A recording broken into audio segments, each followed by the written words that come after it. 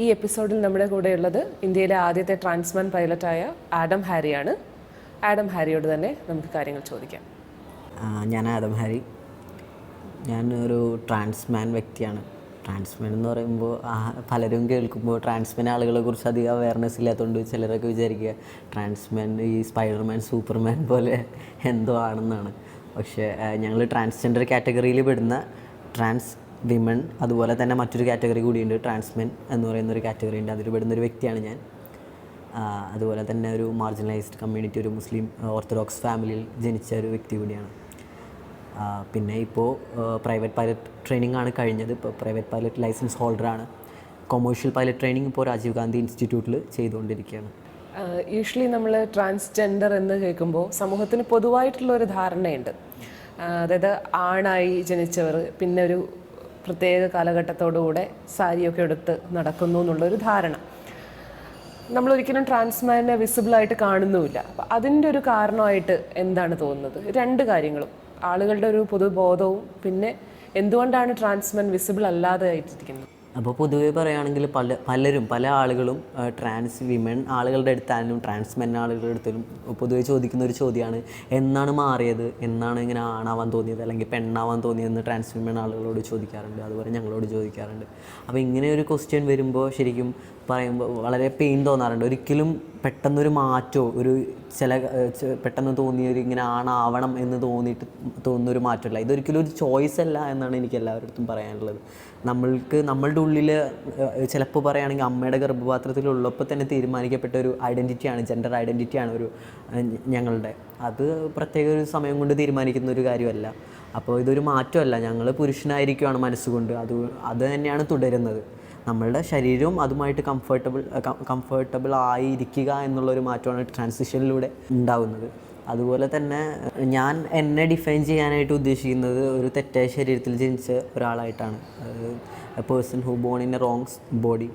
അപ്പോൾ അങ്ങനെ പറയുമ്പോൾ എല്ലാ ട്രാൻസ്ജെൻഡേഴ്സിൻ്റെയും ഐഡൻറ്റിറ്റി അതുപോലെ തന്നെ ആയിരിക്കും, തെറ്റായ ശരീരത്തിൽ ജനിച്ച ഒരാൾ. അപ്പോൾ ആ ശരീരവും മനസ്സും കൂടി ഒരുപാട് കംഫർട്ടബിൾ ആക്കാൻ വേണ്ടിയിട്ടാണ് പലരും സർജറി ചെയ്യുന്നത്. ചിലർ സർജറി ചെയ്യാത്ത ആളുകളുണ്ട് കമ്മ്യൂണിറ്റിയിൽ. എന്നാലും ഭൂരിഭാഗം ട്രാൻസ്ജെൻഡർ കമ്മ്യൂണിറ്റിയിൽ ഒരുപാട് പേരും സർജറി ചെയ്ത് മനസ്സും ശരീരവും ഒരുപോലെ കൊണ്ടുപോകാൻ ഹോർമോൺ എടുക്കുന്നവരും.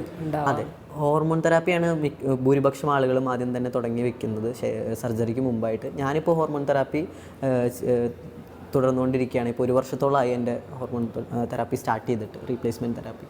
അപ്പോൾ അതിൽ ഞങ്ങൾക്ക് ട്രാൻസ് മെയിലായിട്ടുള്ള ആളുകൾക്ക് ടെസ്റ്റോസ്റ്റിറോണാണ് ഇൻജെക്റ്റ് ചെയ്യാണ് ചെയ്യുന്നത്. നമ്മളുടെ ഫിസിക്കൽ കണ്ടീഷൻസൊക്കെ ചെക്ക് ചെയ്തിട്ട് നമ്മൾക്ക് ടെസ്റ്റോസ്റ്റിറോൺ ഇഞ്ചക്ഷനാണ് തരുന്നത് മാസത്തിൽ. ചിലർക്കൊക്കെ എന്ന് പറഞ്ഞാൽ 2 ആഴ്ച കൂടുമ്പോഴായിരിക്കും. ഞങ്ങളുടെ ഒരു ചില ആളുകൾക്ക്, എനിക്കെന്ന് പറയുന്നത് ഇപ്പോൾ 21 ദിവസം കൂടുമ്പോൾ ആണ് ടെസ്റ്റോസ്റ്റിറോൺ ഇഞ്ചെക്റ്റ്. എല്ലാ ട്രാൻസ്മെൻ ആളുകളും വൈദ്യസഹായത്തോടു കൂടെ തന്നെയാണോ ഈ ടെസ്റ്റോസ്റ്റിറോൺ ഇഞ്ചക്ഷൻ ലഭ്യമാക്കുന്നത്? അത് ട്രാൻസ്മെൻ ആളുകളിൽ നമ്മളുടെ ഏറ്റവും കൂടുതൽ പ്രശ്നം ഡിപ്രഷൻ അല്ലെങ്കിൽ ഡിസ്ഫോറിയ ഉണ്ടാക്കുന്ന ഒരു സംഭവമുണ്ട്. നമ്മുടെ ഫിസിക്കൽ ഒരു ചേഞ്ച്, ഒരു ശരീരത്തിലുണ്ടാകുന്ന അപ്പിയറൻസ്, അതെല്ലാം ഒളിച്ചു വയ്ക്കുക, മറച്ചു വയ്ക്കുക, നമ്മളുടെ ശരീരം ഒരുപാട് കംഫർട്ടബിൾ ആക്കുക എന്ന് പറയുന്നൊരു ശ്രമം നടക്കുന്നൊരു പീരീഡ് ഉണ്ട്. ഒരുപാട് ഡിസ്ഫോറിയ വരുന്ന ഒരു സമയമാണത്. അപ്പോൾ ആ സമയത്തിൽ ഏറ്റവും കൂടുതൽ ടെൻഷൻ തരുന്നത് പീരിയഡ്സ്, ആ ഒരു സംഭവമാണ്. ആ ശരീരത്തിൽ നടക്കുന്ന ആ ഒരു മാറ്റത്തെ ഒട്ടും അക്സെപ്റ്റ് ചെയ്യാൻ പറ്റാത്ത ആളുകളാണ് ഞങ്ങളിൽ പലരും. അപ്പോൾ എനിക്കും ഒരുപാട് ബുദ്ധിമുട്ട് തോന്നാറുണ്ട്. അതിലും പല ട്രാൻസ്മെൻ ആളുകൾ ഈവൻ ബർത്ത് കൺട്രോൾ എടുത്തിട്ട് പീരിയഡ്സ് സ്റ്റോപ്പ് ചെയ്യാൻ ശ്രമിക്കുന്നവരുണ്ട്. അത് ഒരു പ്രിസ്ക്രിപ്ഷനും ഇല്ലാതെ ഇപ്പോൾ ഗൂഗിളിലൊക്കെ നോക്കി സെൽഫ് മെഡിക്കേഷൻ ചെയ്യുന്ന പല ആളുകളുമുണ്ട്. അതുപോലെ തന്നെ ഈ ഹോർമോൺ എടുക്കുമ്പോഴാണ് പീരിയഡ്സ് സ്റ്റോപ്പ് ആവുന്നത്. ചിലരുടെ സുഹൃത്തുക്കളുടെ സഹായം വെച്ച് ഹോർമോൺ ചെയ്യാൻ പോകുന്നവരുണ്ട്. പക്ഷെ പലരും ചെയ്യുന്നില്ല, പേടിയുണ്ട്. പലർക്കും അവയർനെസ് ചെറുതായിട്ടെങ്കിലും ഉണ്ട്. അതുകൊണ്ട് ഹോർമോൺ സെൽഫ് മെഡിക്കേഷൻ ആയിട്ട് സ്റ്റാർട്ട് ചെയ്യുന്നില്ല. പക്ഷേ വൺസ് സ്റ്റാർട്ട് ചെയ്ത് കഴിഞ്ഞിട്ട് പിന്നീടുള്ള ചെക്കപ്പുകളൊക്കെ പലരും തന്നെ ചെയ്യാറില്ല. 3 മാസം കൂടുമ്പോഴൊക്കെയാണ് നമുക്ക് ചെക്കപ്പ് ചെയ്യണം, അത് നിർബന്ധമാണ്. പക്ഷെ പലരും അത് അവോയ്ഡ് ചെയ്യാറുണ്ട്. എന്താണ് അങ്ങനെ ഒരു സിറ്റുവേഷനിലോട്ട് നയിക്കുന്നത്? നമുക്ക് ഡോക്ടേഴ്സിൻ്റെ അടുത്ത് പോകാനുള്ള ഒരു ബുദ്ധിമുട്ടാണോ, അതോ ഡോക്ടേഴ്സ് അല്ലെങ്കിൽ ആശുപത്രി അധികൃതർ നമ്മളെ എങ്ങനെ അപ്രോച്ച് ചെയ്യുന്നുള്ളതിനുള്ള ഒരു ആകാംക്ഷയാണോ? എന്താണ് വൈദ്യസഹായം തേടുന്നതിൽ നിന്ന് തടയുന്നത്? എനിക്ക് തോന്നിയിട്ടുള്ളത് പലരുടെയും പ്രശ്നം ഫിനാൻഷ്യൽ ഇഷ്യൂസ് തന്നെയാണ്. കാരണം ഈ ആരും അങ്ങനെ വീട്ടിൽ നിന്ന് പുറത്താക്കപ്പെട്ടവരാണ് ഭൂരിഭാഗം ആളുകളും, ട്രാൻസ്മെൻ വ്യക്തികളും. അപ്പോൾ അവർക്ക് അങ്ങനെ ഒരു സെൽഫ് സപ്പോർട്ടിങ് തന്നെ, ഒരു ഭക്ഷണം കഴിക്കാൻ തന്നെ അവർ ഫണ്ട് കണ്ടെത്തുന്ന ഒരുപാട് ബുദ്ധിമുട്ടിയിട്ടാണ്. അപ്പോൾ അതിൻ്റെ ഇടയിൽ ഈ ചികിത്സയുടെയും കൂടെ ഫണ്ട് അവർക്ക് അഫോർഡ് ചെയ്യാൻ പറ്റാതെ വരുന്ന ഒരു സമയമാണ്. ഇപ്പോൾ ഹോർമോൺ എന്ന് പറയുന്നത് കുറച്ചൊക്കെ അഫോർഡ് ചെയ്യാൻ പറ്റും. 250 രൂപ 300 രൂപയിൽ നമുക്ക് ഹോർമോൺ എടുക്കാം, ഇഞ്ചെക്ട് ചെയ്യാം. അത് തന്നെ പല സുഹൃത്തുക്കളുടെ സഹായത്തിൽ ചെയ്യുന്നവരുണ്ട്. അതല്ലാതെ ഈ ചെക്കപ്പിൻ്റെ കാര്യം വരുമ്പോൾ ഒരു 2000 രൂപ 3000 രൂപയ്ക്ക് സ്പെൻഡ് ചെയ്യാൻ വരുമ്പോൾ അങ്ങനെ ഒരു എമൗണ്ട് സ്വന്തമായിട്ട് ഒരു 23 മാസം കൂടുമ്പോൾ എടുക്കാനില്ലാത്തവരായിരിക്കാം. അപ്പോൾ അതുകൊണ്ടാണ് ഭൂരിപക്ഷ ആളുകൾ അവോയ്ഡ് ചെയ്യുന്നത്. അല്ലാതെ ഹോസ്പിറ്റലൊക്കെ ഇപ്പോൾ നമുക്ക് 2-3 ഹോസ്പിറ്റൽസ് ഉണ്ട്. അവിടെയാണ് നമ്മൾ ഒരുവിധം ട്രാൻസ് ആളുകളൊക്കെ കേരളത്തിൽ ട്രീറ്റ്മെൻറ്റ് ചെയ്യുന്നത്, ഹോർമോൺ തെറാപ്പി ചെയ്യുന്നത്. അവിടെയൊക്കെ വളരെ ഫ്രണ്ട്ലി ആണ്.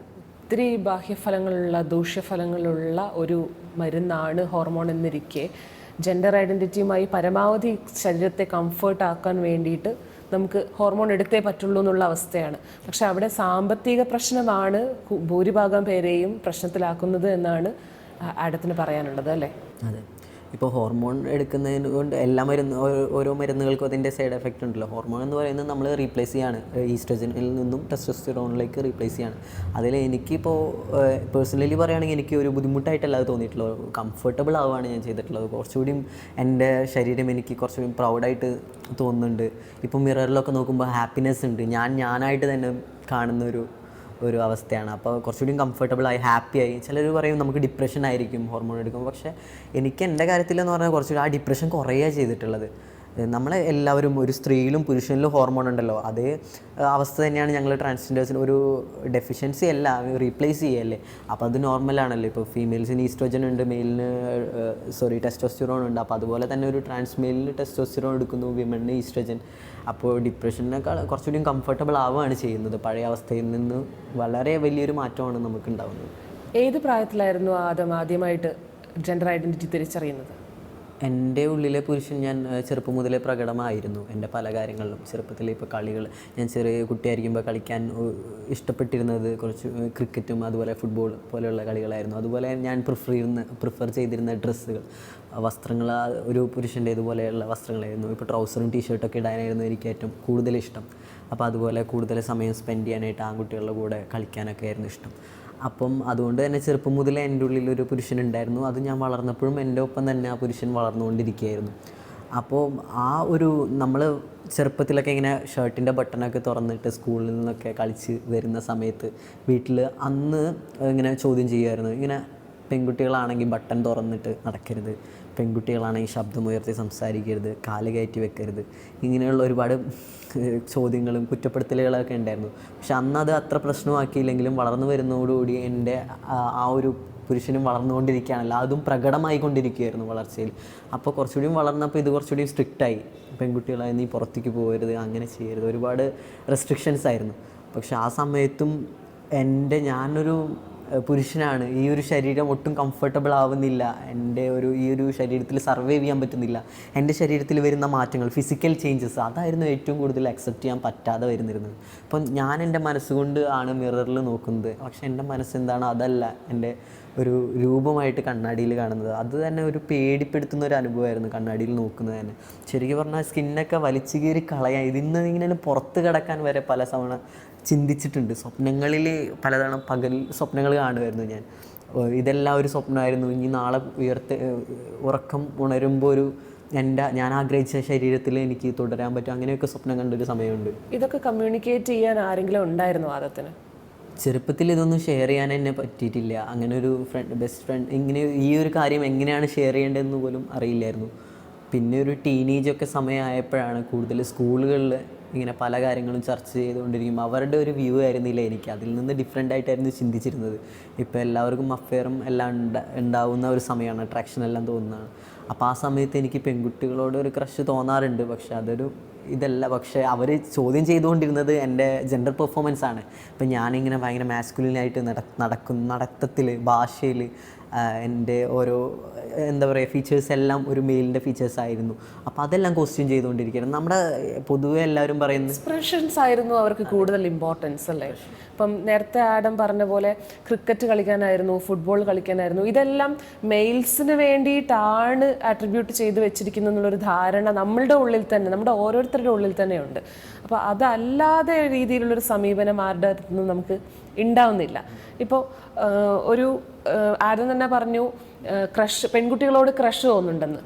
അപ്പം യൂഷ്വലി എന്താ സംഭവിക്കുന്നത് വെച്ച് കഴിഞ്ഞാൽ ഒരു സ്ത്രീ ശരീരത്തിനോട് ഇഷ്ടമുണ്ടെങ്കിൽ ഉടനെ അത് ലെസ്ബിയൻ റിലേഷൻഷിപ്പാണെന്ന് പറഞ്ഞിട്ട് ലേബിൾ ചെയ്യുന്നൊരു രീതിയുണ്ട്.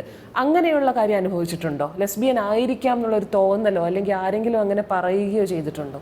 അങ്ങനെ സ്വയം ഒരു തോന്നൽ ഉണ്ടായിട്ടില്ല. കാരണം എൻ്റെ മനസ്സുകൊണ്ട് ഒരു തോന്നൽ എനിക്ക് ഉണ്ടായിട്ടുള്ളത് ഞാനൊരു പുരുഷനാണെന്നുള്ള ഒരു തോന്നലാണ്.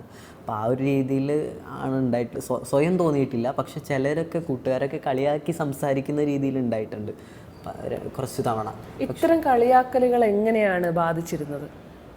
കളിയാക്കലുകൾ ഏറ്റവും കൂടുതൽ എൻ്റെ ഫീച്ചേഴ്സിലും അപ്പിയറൻസിലൊക്കെ ആയിരുന്നു ഏറ്റവും കൂടുതൽ ഞാൻ അനുഭവിച്ചിട്ടുള്ളത്. അവരെന്ന് പറയുമ്പോൾ ഒരു ഫീമെയിൽ എന്ന് പറയുമ്പോൾ ഇത്തിരി അടക്കം ഒതുക്കമായിട്ട് ഇങ്ങനെ ഇരിക്കണം, അങ്ങനെയൊക്കെയല്ലേ പലരുടെയും കാഴ്ചപ്പാട്. ഇപ്പോൾ പുരുഷനാണെങ്കിൽ ഭയങ്കര മാസ്കുലിൻ ആയിരിക്കണം, ആ പുരുഷത്വം കാണിക്കണം, അതാണല്ലോ ഒരു കാഴ്ചപ്പാട് പൊതുവെ പെൺകുട്ടിയെക്കുറിച്ചും ആൺകുട്ടിയെക്കുറിച്ചും. അതിൽ നിന്ന് ആരെങ്കിലും വ്യത്യസ്തമായിട്ട് കാണിക്കുകയോ ചിന്തിക്കുകയോ ചെയ്യുകയോ ചെയ്തിട്ടുണ്ടെങ്കിൽ അത് ക്വസ്റ്റ്യൻ ചെയ്യപ്പെടും, കളിയാക്കപ്പെടും. സ്കൂളിലാണ് ഞാൻ ഏറ്റവും കൂടുതൽ ബുള്ളിങ് അനുഭവിച്ചിട്ടുള്ളത്. ടീച്ചേഴ്സ് തന്നെ ഞാൻ നടക്കുന്നത് കണ്ടിട്ട് എന്നെ ക്ലാസ്സിൽ വിളിച്ച് എല്ലാവരുടെ മുമ്പിലും വെച്ച് അപമാനിച്ചൊരു സംഭവം വരെ ഉണ്ടായിട്ടുണ്ട്. നീ എന്താണ് ആൺകുട്ടികളെ പോലെ നടക്കുന്നത്, പെൺകുട്ടികളെ പോലെ നടക്കെന്ന് പറഞ്ഞിട്ട് വേറൊരു കുട്ടിയെ വിളിച്ചിട്ട് നടക്കുന്നത് കാണിച്ചു തന്ന് അതുപോലെ തന്നെ നടത്തിക്കുകയൊക്കെ ചെയ്തിട്ടുണ്ട്. അതുപോലെ പബ്ലിക്കായിട്ട് ഇൻസൾട്ട് ചെയ്തിട്ടുണ്ട്, കുട്ടികൾ ഒറ്റപ്പെടുത്തിയിട്ടുണ്ട്. ഇനിയിപ്പോൾ എൻ്റെ കൂടെ നടക്കുമ്പോൾ മറ്റുള്ളവർ കളിയാക്കുമെന്ന് വിചാരിച്ചിട്ട് അങ്ങനെ ക്ലാസ്സിൽ ഒറ്റപ്പെട്ടു പോയ സമയങ്ങളുണ്ടായിട്ടുണ്ട്. ഒരുപാട് ബുള്ളിങ്ങും പരിഹാസവും ഉണ്ടായിട്ടുണ്ട്. വീട്ടുകാരുടെ സമീപനം എങ്ങനെയായിരുന്നു? വീട്ടുകാർ ഇതിനെക്കുറിച്ച് ഇതൊരു പ്രശ്നമായിട്ട് അറിയുന്നത് സ്കൂളിൽ ആദ്യം കുട്ടികൾ ചർച്ച ചെയ്തു, പിന്നീട് അത് ടീച്ചേഴ്സിൻ്റെ അടുത്തെത്തി. ടീച്ചേഴ്സ് പിന്നെ എന്നെ കൗൺസിലിങ്ങിനൊക്കെ അയക്കാനായിട്ട് സ്കൂളിലെ കൗൺസിലിങ്ങിന് അയക്കാൻ തുടങ്ങി. അത് കഴിഞ്ഞ് പിന്നെ പാരൻസ് മീറ്റിങ്ങിനൊക്കെ വരുമ്പോൾ വീട്ടിലെ പാരൻസിൻ്റെ അടുത്ത് ഇത് ഷെയർ ചെയ്യാൻ തുടങ്ങി. അപ്പോൾ പാരൻസിനെന്ന് പറഞ്ഞു കഴിഞ്ഞാൽ ആദ്യം ഇവരെല്ലാം ഇത് റെസ്ട്രിക്റ്റ് ചെയ്തിട്ട് ഞാനിത് ബ്രേക്ക് ചെയ്തുകൊണ്ട് അവരുടെ വളർത്തുന്നതിൻ്റെ വളർത്തുദോഷം എന്നൊക്കെ പറയുന്ന പോലെ വളർത്തിയതിൻ്റെ പ്രശ്നമായിരിക്കും, അല്ലെങ്കിൽ ഒരു കുട്ടിയായിരുന്നുകൊണ്ട് ഞാൻ ലേറ്റായിട്ടാണ് അനിയൻ ഉണ്ടാവുന്നത്, അതുകൊണ്ടായിരിക്കും ഇങ്ങനെ എന്നൊക്കെ വിചാരിച്ച് അവരൊരുപാട് അടിക്കുമായിരുന്നു. തല്ലിക്കഴിഞ്ഞാൽ ശരിയാവും. വളർത്തുദോഷം ആരിലായിരുന്നു കൂടുതൽ ആരോപിക്കപ്പെട്ടിരുന്നത്? ഉപ്പ ഗൾഫിലായതുകൊണ്ട് തന്നെ സ്വാഭാവികമായിട്ടും ഉമ്മ ഇങ്ങനെ വളർത്തിയതുകൊണ്ടാണ്. അങ്ങനെ ഒരുപാട് കുറ്റപ്പെടുത്തലുകൾ കേട്ടിട്ടുണ്ട് ഉമ്മക്ക്. കാരണം ഞാൻ ഇങ്ങനെ ഒരു ആണും പെണ്ണും കെട്ട രീതിയിൽ വളർത്തുക എന്നുള്ള രീതിയിലുള്ള കുറ്റപ്പെടുത്തലുകൾ അതിനൊരുപാട് വേദനിച്ചിട്ടുണ്ട്. ശരിക്കും പറഞ്ഞു കഴിഞ്ഞാൽ വേറൊരു ആളുകളെ പോലെ സാധാരണ ഒരു കുട്ടിയെ എങ്ങനെ വളർത്തുക, സ്പെഷ്യലായിട്ടൊന്നും ചെയ്തിട്ടില്ല, അതുപോലെ തന്നെയാണ് എന്നെ വളർത്തിയിട്ടുള്ളത്. പക്ഷേ ഇങ്ങനെ ഒരു കാര്യം വന്നപ്പോൾ കുറ്റപ്പെടുത്തലുകൾ ഒരുപാട് ഫേസ് ചെയ്യേണ്ടി വന്നിട്ടുണ്ട് ഉമ്മാക്കൊക്കെ. പിന്നെ അങ്ങനെ വീട്ടിൽ അറിഞ്ഞതിന് ശേഷം വീട്ടിൽ നിന്ന് ആദ്യമൊക്കെ ഇത് കാര്യമാക്കി എടുത്തില്ലെങ്കിലും പിന്നീട് ഇത് മാറുന്നില്ല. അവർ തന്നെ ഒരുപാട് കാര്യങ്ങൾ ഇമ്പോസ് ചെയ്യാൻ തുടങ്ങി. ഭയങ്കര ഫെമിനൈനായിട്ടുള്ള ഡ്രസ്സ് ഇടുക, അപ്പോൾ ഈ സംഭവം മാസ്കുലിനിറ്റി പോവും. പിന്നെ നെഞ്ച് വിരിച്ച് നടക്കാതിരിക്കുക, ഫെമിനൈനായിട്ട് നടക്കാനായിട്ട് മെൻറ്റ് ചെയ്യുക, അതുപോലെയുള്ള കാര്യങ്ങൾ ഇമ്പോസ് ചെയ്യാൻ തുടങ്ങി. എന്നിട്ട് അത് ശരിയാവാതെ വന്നപ്പോൾ വീണ്ടും തല്ലാൻ തുടങ്ങി. ഒരുപാട് തല്ലിയിട്ട് നീ ഇതുപോലെ നടക്കണം എന്ന് ഫോഴ്സ് ചെയ്യാൻ തുടങ്ങി. പിന്നീടും ശരിയാവാതെ വന്നപ്പോൾ ഈ കൗൺസിലിംഗ് പുറത്തോട്ട് കൊണ്ടുപോകാൻ തുടങ്ങി. സ്കൂളിലെ കൗൺസിലിംഗ് ഫലം ചെയ്യുന്നില്ല, അപ്പോൾ പിന്നെ സൈക്കോളജിസ്റ്റിൻ്റെ അടുത്ത് കൊണ്ടുപോവുക, ക്ലിനിക്കുകളിലേക്ക് കൊണ്ടുപോവുക. പിന്നെ ഒരുപാട് പ്രാർത്ഥിക്കാൻ പറയുക. പ്രാർത്ഥിച്ച് കഴിഞ്ഞാൽ ഞാൻ പ്രാർത്ഥിക്കാത്തതിൻ്റെ പ്രശ്നമാണെന്ന് പറയുക. സ്ഥിരമായിട്ട് പ്രാർത്ഥിപ്പിക്കുക, നല്ലതായിട്ട് തല്ലുമായിരുന്നു പ്രാർത്ഥിച്ചില്ലെങ്കിലൊക്കെ. ആരായിരുന്നു കൂടുതൽ ഉപദ്രവിച്ചിരുന്നത് വീട്ടിൽ?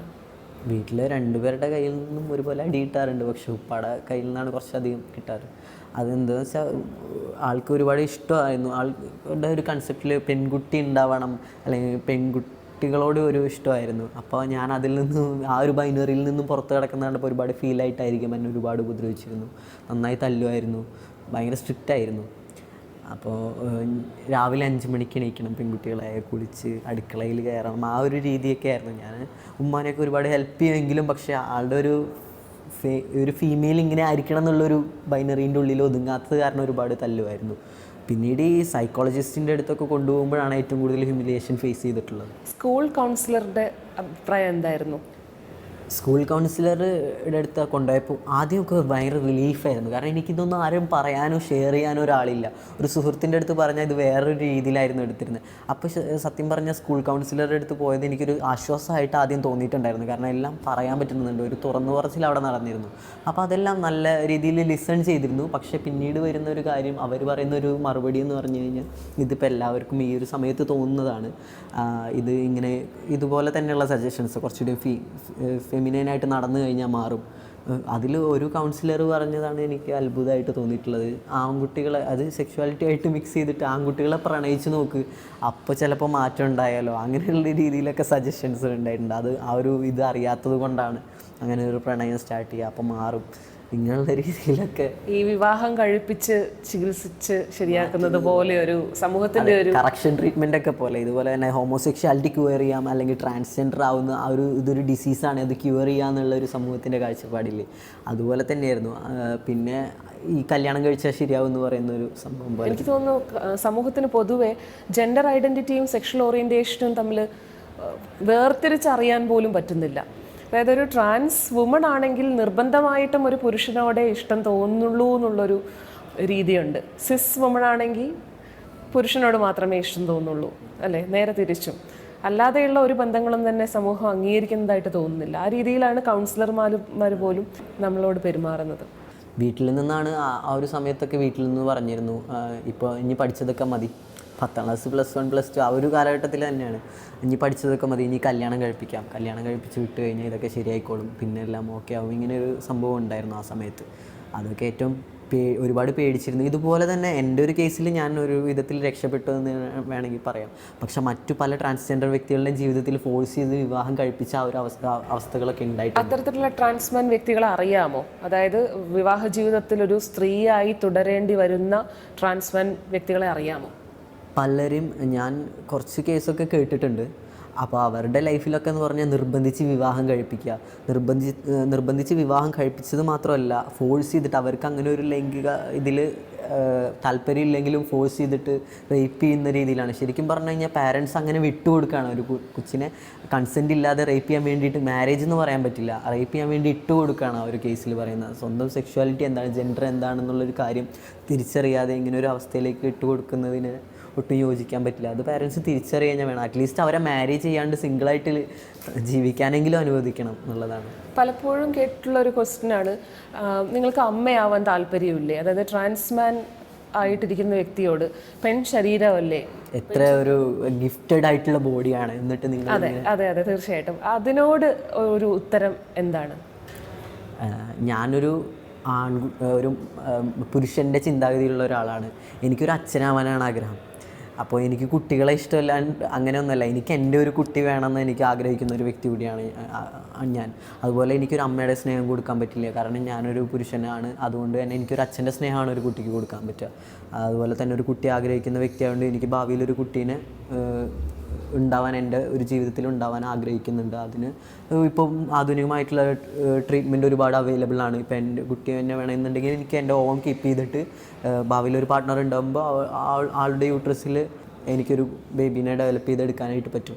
അതിന് ഇൻറ്റർകോഴ്സ് തന്നെ ചെയ്യണമെന്നില്ല. എത്ര ആളുകൾ കല്യാണം കഴിച്ചിട്ട് കുട്ടികൾ ഇല്ലാതിരിക്കുന്നു, സിസ്ജെൻഡർ ആയിട്ടുള്ള, അവർക്ക് IVF ഒക്കെ ചെയ്ത് കുട്ടികൾ ഉണ്ടാവുന്നുണ്ടല്ലോ. ഫിസിക്കൽ റിലേഷൻഷിപ്പും കുട്ടിയെ ഉണ്ടാക്കുന്നതിലും മാത്രമല്ല ഒരു റിലേഷൻഷിപ്പ് എന്ന് പറയുന്നത്, അത് സെക്കൻഡറി ആണല്ലോ. നമ്മൾ ഹാപ്പി ആയിട്ടിരിക്കുക, പരസ്പരം സ്നേഹിക്കാൻ പറ്റുന്നുണ്ടോ? ശരിക്കും പറഞ്ഞു കഴിഞ്ഞാൽ ഞങ്ങളുടെ പല ആളുകളും എൻ്റെ അടുത്ത് ചോദിക്കാറുണ്ട്, നിങ്ങൾ കല്യാണം കഴിക്കുമെന്ന് വരെ ചോദിച്ചിട്ടുള്ളവരുണ്ട്. ട്രാൻസ്ജെൻഡേഴ്സ് കല്യാണമൊക്കെ കഴിക്കുമോ? നിങ്ങളുടെ കല്യാണം കഴിക്കുന്നത് ആരെയായിരിക്കും?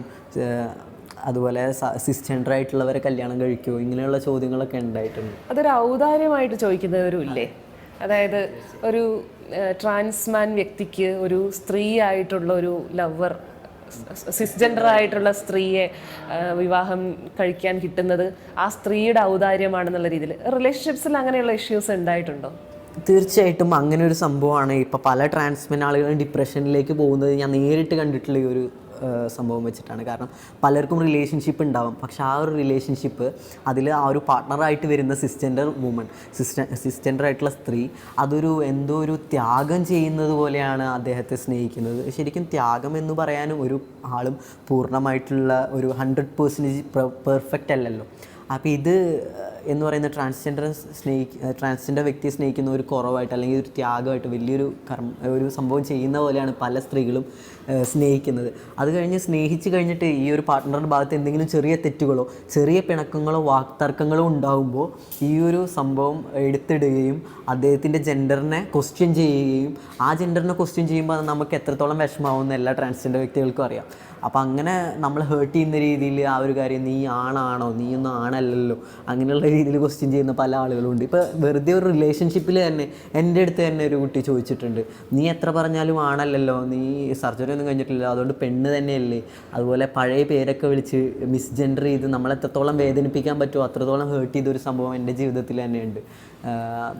ആണത്വം എന്ന് പറയുന്നത് അവരെന്തോ ഒരു നമ്മുടെ ലിംഗം കൊണ്ട് ആണ് ഒരാളെ ജെൻഡർ ഡിഫൈൻ ചെയ്യുന്ന പല കേസസും ഞാൻ കണ്ടിട്ടുണ്ട്. ശരിക്കും പറഞ്ഞു കഴിഞ്ഞാൽ ജെൻഡർ എന്ന് പറയുന്നത് ഇവിടെ നോക്കിയിട്ടല്ല ഡിഫൈൻ ചെയ്യുന്നത്, ജെൻഡർ ഇവിടെയാണ് ഇരിക്കുന്നത് എന്നുള്ളതാണ് ഇവരോട് എനിക്ക് പറയാനുള്ളത്. അവയർനെസ് ഇല്ലാത്തത് കൊണ്ട് മാത്രമാണോ ഇത്തരത്തിലുള്ള ബുള്ളിങ് സംഭവിക്കുന്നത്? അവയർനെസ് ഉണ്ടായിട്ടും മനഃപൂർവ്വം വേദനിപ്പിക്കുക എന്നുള്ളൊരു എയിം കൂടി ഉണ്ട് ഇതിന്. ശരിക്കും പറഞ്ഞാൽ ഞാൻ ഇപ്പോൾ പല ആളുകളും പറയുന്ന പോലെ ശരിക്കും പുരുഷന്മാരിൽ നിന്നല്ല, ശരിക്കും സ്ത്രീകളിൽ നിന്നാണ് ഞങ്ങൾ ഏറ്റവും കൂടുതൽ ആണ് നമ്മൾ പല സമയത്തും ഹേർട്ട് ചെയ്യാനായിട്ട് ശ്രമിച്ചിട്ടുള്ളത്. ഈ ഒരു കാര്യത്തിൽ, റിലേഷൻഷിപ്പിൻ്റെ കാര്യത്തിൽ പ്രത്യേകിച്ചും നമ്മൾ അവർ സാറ്റിസ്ഫൈഡ് ആവില്ല, അവരെന്തോ സഹിക്കുകയാണെന്നുള്ള രീതിയിൽ വരെ. പക്ഷേ എനിക്ക് തോന്നുന്നു ഏറ്റവും കൂടുതൽ സാറ്റിസ്ഫൈഡ് ആവുന്നത് നമ്മളുടെ അടുത്തായിരിക്കും. ഒരു പെൺകുട്ടിയുടെ മനസ്സ് മനസ്സിലാക്കാൻ പറ്റുന്നുണ്ട്, അവളെ എങ്ങനെ കെയർ ചെയ്യണമെന്ന് മനസ്സിലാക്കാൻ പറ്റുന്നുണ്ട്, അവൾക്ക് എന്തൊക്കെ ചെയ്ത വേദനയില്ലാതെ നമ്മൾ കൊണ്ടുപോകാൻ, സ്നേഹം ഏറ്റവും കൂടുതൽ കൊടുക്കാൻ പറ്റുന്നത് നമ്മൾ സോഫ്റ്റായിട്ടാണ് സ്നേഹിക്കുന്നത്, ഒരു ഉപദ്രവിക്കുന്നില്ല, പല വേദനകളും മനസ്സിലാക്കിയിട്ടാണ് പെരുമാറുന്നത് തന്നെ. അപ്പോൾ എനിക്ക് തോന്നുന്നു ഒരു ട്രാൻസ്മെൻ ഏറ്റവും കൂടുതൽ ഒരു സ്ത്രീനെ മനസ്സിലാക്കാൻ പറ്റും, സ്നേഹിക്കാൻ പറ്റും, സാറ്റിസ്ഫൈഡ് ആക്കാൻ പറ്റും എന്ന് തോന്നുന്നു പുരുഷനേക്കാൾ. പൊതുവായിട്ടുള്ളൊരു സ്ത്രീവിരുദ്ധ മനോഭാവമാണെന്ന് തോന്നുന്നു ട്രാൻസ് വുമൻ്റെ കാര്യത്തിലും ട്രാൻസ്മാൻ്റെ കാര്യത്തിലും സമൂഹം പ്രകടിപ്പിക്കുന്നത്. അതായത് പുരുഷൻ്റെ ശരീരം കിട്ടിയിട്ടും എന്തിനാണ് സ്ത്രീയായി മാറുന്നതെന്ന് ട്രാൻസ് വുമണിനോടും, സ്ത്രീയുടെ ശരീരം എന്തിനാണ് വേസ്റ്റ് ആക്കുന്നത്, അത് പുരുഷന് വേണ്ടിയിട്ട് വെക്കുന്ന ഒരു ബോഡിയാണ് എന്നുള്ള രീതിയിലുള്ളൊരു സമീപനമുണ്ട്. അപ്പോൾ ഇത് രണ്ടും ഒരു സ്ത്രീവിരുദ്ധ മനോഭാവമാണ് കൂടുതലായിട്ടും കാണിക്കുന്നതെന്നാണ് തോന്നുന്നത്. എന്താണ് ആദത്തിൻ്റെ ഒരു വ്യൂ പോയിന്റ്? തീർച്ചയായിട്ടും അങ്ങനെ തന്നെയാണ്, സ്ത്രീ വിരുദ്ധത തന്നെയാണ് പല സമയത്തും. നമ്മൾ ഇപ്പോൾ ട്രാൻസ്മെൻ ആളുകൾക്ക് വീട്ടിൽ നിന്ന് പുറത്തിറങ്ങി വരുമ്പോഴും ഈ ഒരു ചോദ്യങ്ങൾ നമ്മൾ ഒരുപാട് കേൾക്കുന്നുണ്ട്. നിങ്ങൾക്കത് അഡ്ജസ്റ്റ്മെൻറ്റ് എന്നുള്ളത് സ്ത്രീകൾക്ക് മാത്രമുള്ളൊരു വാക്കായിട്ട് മാറ്റി വെച്ചിരിക്കുകയാണ്. അഡ്ജസ്റ്റ് ചെയ്ത് നിന്നൂടെ, നിങ്ങളുടെ സ്വാർത്ഥ താല്പര്യത്തിന് വേണ്ടിയിട്ടല്ലേ. ശരിക്കും പറഞ്ഞു കഴിഞ്ഞാൽ നമ്മൾക്ക് വേണ്ടിയല്ലേ ജീവിക്കേണ്ടത്, നമ്മൾ എന്തിനാണ് ഇത് ഹൈഡ് ചെയ്ത് വെച്ച് മറ്റൊരാളുടെ ജീവിതം കൂടി സ്പോയിൽ ചെയ്യുന്നത്? അപ്പോൾ ശരിക്കും പറഞ്ഞു കഴിഞ്ഞാൽ ഞങ്ങൾക്കും ഇത് ട്രാൻസ്ജെൻഡർ കമ്മ്യൂണിറ്റിയിൽ വരെ ഒരു പ്രശ്നമായിട്ട്, നമ്മുടെ കമ്മ്യൂണിറ്റിക്കിടയിൽ തന്നെ ട്രാൻസ്വിമൺ ആളുകൾ കമ്മൗട്ട് ആവുന്നതും അവർക്കൊരു വില കൽപ്പിക്കാത്ത പോലെ പല സമയങ്ങളിലും സെക്കൻഡറി ആയിട്ട് നിൽക്കുന്നതും എനിക്ക് പലതവണ തോന്നിയിട്ടുണ്ട്. കാരണം അത് ഒരു പാട്രിയാർക്കി തന്നെയാണ്. ഒരു ഫീമെയിൽ ബോഡിയിൽ നിന്ന് മെയിൽ ഐഡൻറ്റിറ്റി തുറന്നു പറയുമ്പോൾ നീ എത്ര കാണിച്ചാലും ആണാവില്ല, ആണത്വം, നീ ഒരു ആണല്ലല്ലോ, അങ്ങനെയുള്ള ചോദ്യങ്ങളില്ലേ പല സമയങ്ങളിലും നമ്മളോട് വരെ ചോദിച്ചു പോകുന്നുണ്ട് പലരും പലയിടങ്ങളിലും. അപ്പോൾ എനിക്കൊക്കെ വേറൊരു ക്വസ്റ്റ്യനൊക്കെ ചോദിക്കാറുണ്ട്, നമ്മളെന്തെങ്കിലും ചെയ്യുമ്പോൾ, മാസ്കുലിനായിട്ടുള്ള ആക്ടിവിറ്റീസ് എന്തെങ്കിലും ചെയ്യുമ്പോൾ, നീ എന്താ നിൻ്റെ ആണത്വം കാണിക്കാൻ വേണ്ടിയിട്ടാണോ ഇത് ചെയ്യുന്നത്? ആണത്വം എന്തിനാണ് നമ്മൾ കാണിക്കുന്നത്? നമ്മൾ എന്താണോ അതാണ് ഞാൻ കാണിക്കുന്നത്, അതിൽ ആണത്വം പെണ്ണത്വം എന്നൊന്നുമില്ല. ട്രാൻസിഷൻ നടത്തുന്നത് പോലും മുഴുവനായിട്ടും ആണായി മാറി, ശരീരം കൊണ്ടാണ് ആണായി മാറുന്നതെന്നുള്ളൊരു സ്റ്റേറ്റ്മെൻറ്റേ അവിടെ നടക്കുന്നില്ല. മുഴുവനായിട്ടും ആണായിട്ട് മാറിയിട്ട് ആണത്തം കാണിക്കാൻ വേണ്ടി. അതിന് ഉദാഹരണങ്ങൾ പറയുന്നതാണ് ഏറ്റവും രസം. ബൈക്ക് റാഷായിട്ട് ഓടിക്കുക, മദ്യപിച്ച് വണ്ടി ഓടിക്കുക, സിഗരറ്റ് വലിക്കുക, ചീത്ത വിളിക്കുക, ശബ്ദം ഉയർത്തി സംസാരിക്കുക, ഇത്തരത്തിലുള്ള എക്സ്പ്രഷൻസിനെയാണ് അവർ ആണായി മാറുക എന്നതുകൊണ്ട് ഉദ്ദേശിക്കുന്നത്. ഇപ്പോൾ ആദത്തിൻ്റെ ഫേസ്ബുക്കിൽ തന്നെ കണ്ടിട്ടുണ്ട് ബൈക്ക് ഓടിക്കുന്ന ഒരു ചിത്രം. അപ്പോൾ അതുമായിട്ട് ബന്ധപ്പെട്ട് എന്തെങ്കിലുമൊക്കെ ഓർമ്മകൾ പറയാനുണ്ടോ? ബൈക്ക് ഓടിക്കാൻ പഠിക്കുന്നത് ഞാൻ ചെറുപ്പത്തിൽ എനിക്ക് ഉപ്പാക്ക്, ഞാൻ 7ാം ക്ലാസ്സിൽ പഠിക്കുമ്പോഴാണ് ഉപ്പ ഒരു പാഷൻ പ്രോ വണ്ടി ഉണ്ടായിരുന്നു വീട്ടിൽ. അപ്പോൾ എനിക്ക് സൈക്കിളും ഉണ്ടായിരുന്നു, ഞാൻ സൈക്കിള് ചവിട്ടുമായിരുന്നു. അപ്പോൾ അതിനുശേഷം ഈ ബൈക്ക് കാണുമ്പോൾ എനിക്ക് വണ്ടികളോട് ഒരുപാട് ഭയങ്കര ഇഷ്ടമാണ്. എയറോപ്ലെയിൻ ആയാലും റോഡിലൂടെ ഓടുന്ന വണ്ടികളായാലും വളരെ ഒരു ഇഷ്ടമുള്ള ഒരാളാണ്. അപ്പോൾ ഞാൻ ഈ ബൈക്ക് കാണുമ്പോൾ എനിക്ക് ഭയങ്കര ആഗ്രഹമാണ് ഇതൊന്ന് ഓടിക്കണം എന്നുള്ളത്. അപ്പോൾ ഞാൻ ഉപ്പാടെ അടുത്ത് പലതവണ ചോദിച്ചിട്ടുണ്ട്, എനിക്കൊന്ന് പഠിപ്പിച്ച് തരുമെന്ന് ചോദിച്ചിട്ടുണ്ട്. അപ്പോൾ അവർ പറയുന്ന മറുപടി എന്ന് പറഞ്ഞാൽ, പെൺകുട്ടികൾ ബൈക്ക് ഓടിക്കാൻ പാടില്ല, പെൺകുട്ടികൾ അങ്ങനെയുള്ള വണ്ടികളൊന്നും ഓടിക്കാൻ പാടില്ല, ആക്റ്റീവ് അങ്ങനത്തെ വണ്ടി, അല്ലെങ്കിൽ നീ ഇപ്പോൾ സൈക്കിൾ ഓടിച്ചാൽ മതി. അതുകൊണ്ട് തന്നെ ആളെനിക്കിതൊന്നും പഠിപ്പിച്ച് തന്നില്ല. അപ്പോൾ എനിക്ക് ഭയങ്കര വിഷമമായിരുന്നു. പക്ഷെ ഞാനത് ഗീവ് അപ്പ് ചെയ്തില്ല. ഞാൻ അപ്പുറത്തെ വീട്ടിലുള്ള ഒരു ചേട്ടൻ്റെ അടുത്ത് ചോദിച്ചു എങ്ങനെയാണ് ഗിയർ മാറ്റുന്നത്, എങ്ങനെ വണ്ടി സ്റ്റാർട്ട് ചെയ്യുന്നത്, കിക്കർ എങ്ങനെയാണ് സ്റ്റാർട്ട് ചെയ്യുന്നത് എന്നൊക്കെ ഉള്ള രീതിയിൽ അതൊക്കെ ചോദിച്ച് മനസ്സിലാക്കി. പതുക്കെ ബൈക്ക് രാവിലെ നേരത്തോടെ എഴുന്നേറ്റ് നമ്മൾ അവിടെയുള്ള ഇറക്കത്തിൽ ബൈക്ക് ബാലൻസ് ചെയ്ത് പഠിച്ചു. പിന്നീട് പതുക്കെ കിക്കർ സ്റ്റാർട്ട് ചെയ്തിട്ട് ആരും ഇല്ലാത്ത സമയത്ത് സ്റ്റാർട്ട് ചെയ്ത് പഠിച്ചു. പിന്നെ ഗിയറൊക്കെ ഇട്ട് നോക്കി. അങ്ങനെയൊക്കെ പതുക്കെ കുറേ നാളെടുത്ത് പഠിച്ച് ഒരു 8ാം ക്ലാസ്സൊക്കെ ആകുമ്പോഴത്തേനും ബൈക്ക് ഓടിക്കാനൊക്കെ പഠിച്ചു.